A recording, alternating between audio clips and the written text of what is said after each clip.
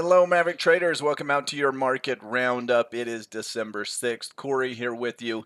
Nice to see all of you. Let's jump into it. As always, we're going to go through the broad markets. We're going to look at commodities. We're just going to look at where things are moving. We're going to go through sectors. We'll talk about energy again this week, and energy has been underperforming now for quite some time. I don't see any signs that that's about to stop. And then finally, we'll highlight some bullish, neutral, and bearish ideas. Disclaimer. This video was created for professional stock and option traders. Maverick Trading is a proprietary trading firm that employs professional traders around the world. Our traders trade firm capital and keep 70 to 80% of profits they generate. All trades and analysis in this video are for professional traders only. If you are interested in becoming a professional trader for Maverick, click the apply button in the video description. Let's break down what happened today. All right, so let's jump into it here and take a look at markets. Pretty quiet day on the surface because Dow, NASDAQ, S&P all basically down about 1/4 to 0.5%. But if you look at the price action, we actually gapped up and then finished on the lows.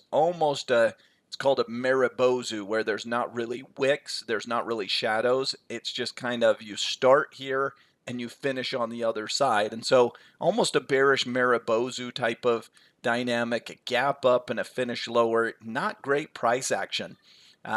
Could lead to a little bit more downside. Now, I don't think it's the end of the world, but I would anticipate maybe a little bit more of a correction. Oil continues to be the underperformer, and I've been hitting this point as aggressively as I possibly can.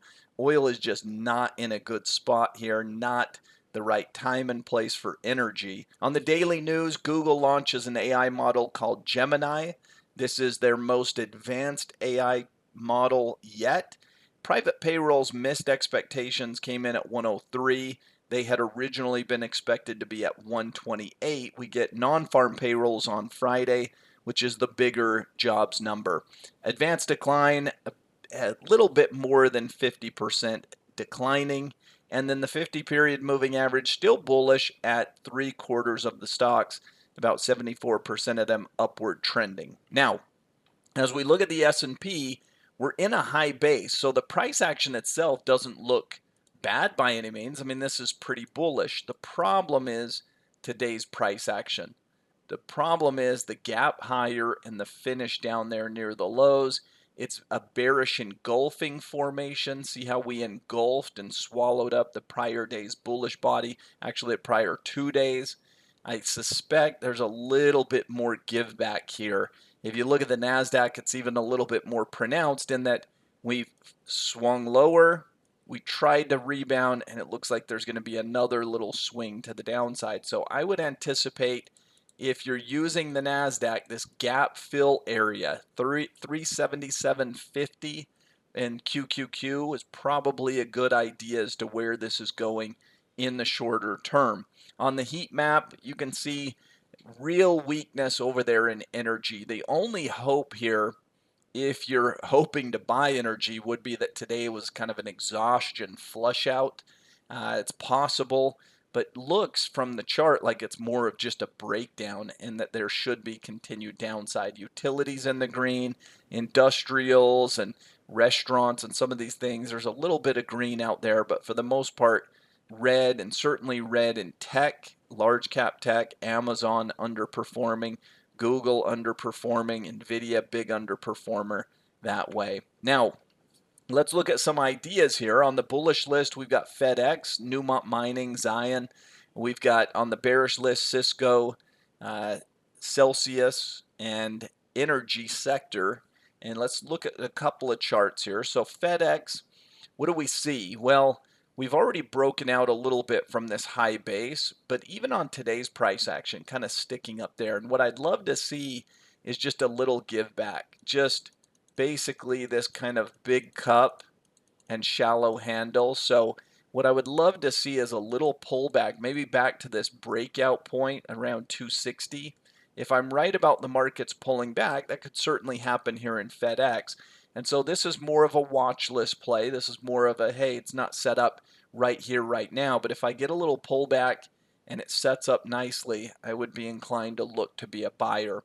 Newmont Mining has been pulling back a little. Gold has vastly outperformed, and we've highlighted gold miners, and such. I think this one's closer. I would give it uh, a decent chance that we could just start right here. There may be just a little bit more give back and then it goes, but I don't think there's much more downside in these names. I think in the case of Newmont, you're basically at about the midpoint of that big bullish candle. These prior highs, I suspect we're going to start moving higher sooner rather than later. So one to watch for a little time, see if it gives you a setup in FedEx. One here in Newmont that's more actionable. On the bearish side, probably more actionable opportunities right here, right now, just given that the markets look like they're going to slide a little lower. Cisco, again, bearish engulfing and just underperforming. Gap down. And when you gap down that large, that big of a gap down, you'd think, well, there should be some buyers thinking it's undervalued or whatever. Really nothing. Equal number of buyers and sellers is not a good sign for something that got discounted that far. I suspect the price is going to get discounted further. And then last but not least, the energy sector, as we said, your only hope in energy is that we've kind of had an exhaustion, maybe flush out.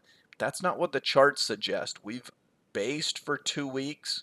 Now we're breaking down again on higher volumes. This looks poised to continue to make new lows for the foreseeable future. So energy just flat out looks weaker than most sectors out there, has been underperforming, continues to underperform. Market seasonality is still bullish, but we're probably in this little window of, hey, let the markets come in. You're probably going to get a little bit better buying opportunity at lower prices. The same messaging, precious metals are where you want to buy in commodities, not oil, not the other commodities. Friday, we get non-farm payrolls, and then there's a few more earnings trickling in, but most of earnings season has passed. We've got Broadcom, Dollar General, DocuSign, Lululemon. So a few corporations reporting earnings, but nothing too major that way. Hope you enjoyed today's market roundup. Have a great rest of your day. We'll see you next time.